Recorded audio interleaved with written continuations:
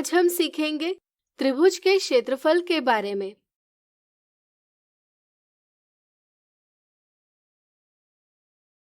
तीन भुजाओं से बने बहुभुज को हम एक त्रिभुज यानी ट्रायंगल कहते हैं। चलिए एक मजेदार गतिविधि से त्रिभुज के क्षेत्रफल की समझ बनाएं। एक कागज लीजिए, इस पर एक त्रिभुज खींचे। यहाँ हमने 5 सेंटीमीटर, 5 सेंटीमीटर और 6 सेंटीमीटर भुजाओं वाला त्रिभुज खींचा है। इस त्रिभुज को कागज से काट लीजिए। कागज पर इस त्रिभुज के सर्वांगसम यानी कॉन्ग्रुएंट त्रिभुज की रचना कीजिए, यानी कि एक और त्रिभुज खींचे जिसकी भुजाएं 5 सेंटीमीटर, 5 सेंटीमीटर और 6 सेंटीमीटर लंबाई की हो। इसे भी काट लीजिए। हम देखते हैं कि एक सुमेलन यानी कॉरेस्पॉन्डेंस के अंतर्गत दोनों त्रिभुज एक दूसरे को पूरी तरह से ढक लेते हैं। इसलिए हम कह सकते हैं कि इन दोनों त्रिभुजों का क्षेत्रफल यानी एरिया बराबर है। व्यापक रूप में सभी सर्वांगसम त्रिभुजों यानी कॉन्ग्रुएंट ट्रायंगल्स का क्षेत्रफल बराबर होता है। क्या आप बता सकते हैं इनका क्षेत्रफल हम कैसे ज्ञात करेंगे? सोचिए।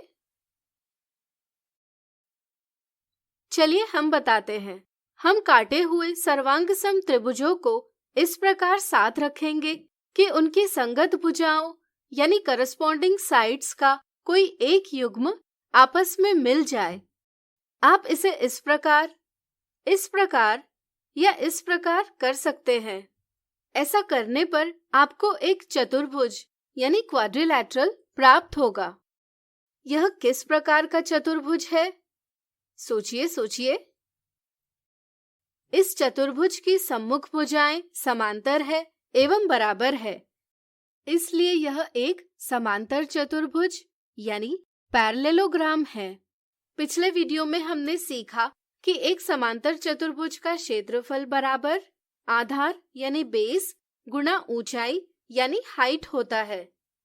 जहां आधार समांतर चतुर्भुज की कोई एक भुजा है तथा उस भुजा पर सम्मुख शीर्ष यानी अपोजिट साइड से डाले गए लंब यानी परपेंडिकुलर की लंबाई समांतर चतुर्भुज की ऊंचाई है। चूंकि यह समांतर चतुर्भुज दो सर्वांगसम त्रिभुजों से बना है, इसलिए समांतर चतुर्भुज का क्षेत्रफल दोनों सर्वांगसम त्रिभुजों के क्षेत्रफल के योग के बराबर होगा। चूंकि दोनों त्रिभुजों का क्षेत्रफल समान है, इसलिए हम कह सकते हैं कि समांतर चतुर्भुज का क्षेत्रफल बराबर 2 गुणा एक त्रिभुज का क्षेत्रफल है, यानी कि एक त्रिभुज का क्षेत्रफल समांतर चतुर्भुज के क्षेत्रफल का आधा होगा। इस तरह से प्रत्येक त्रिभुज का क्षेत्रफल बराबर 1/2 गुणा आधार गुणा ऊंचाई है, जहां आधार त्रिभुज की कोई एक भुजा है तथा ऊंचाई इस भुजा पर सम्मुख शीर्ष से डाले गए लंब की लंबाई है। मापने पर आप पाएंगे कि यह ऊंचाई 4 सेंटीमीटर है।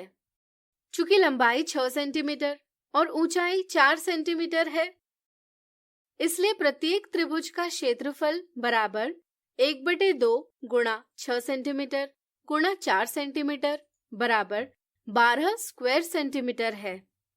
यदि हम त्रिभुज के आधार को b और ऊंचाई को h माने, तो हम कह सकते हैं कि त्रिभुज का क्षेत्रफल बराबर 1/2 गुणा b गुणा h या 1/2 bh है। अब यहाँ देखिए, यहाँ 2 त्रिभुज दर्शाए गए हैं। क्या आप इन त्रिभुजों का क्षेत्रफल ज्ञात कर सकते हैं? प्रयास कीजिए। त्रिभुज एबीसी का क्षेत्रफल बराबर 420 स्क्वायर सेंटीमीटर है। इसी प्रकार त्रिभुज XYZ का क्षेत्रफल भी 420 स्क्वायर सेंटीमीटर है।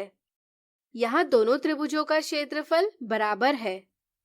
क्या हम कह सकते हैं कि वे सर्वांगसम हैं? सोचिए।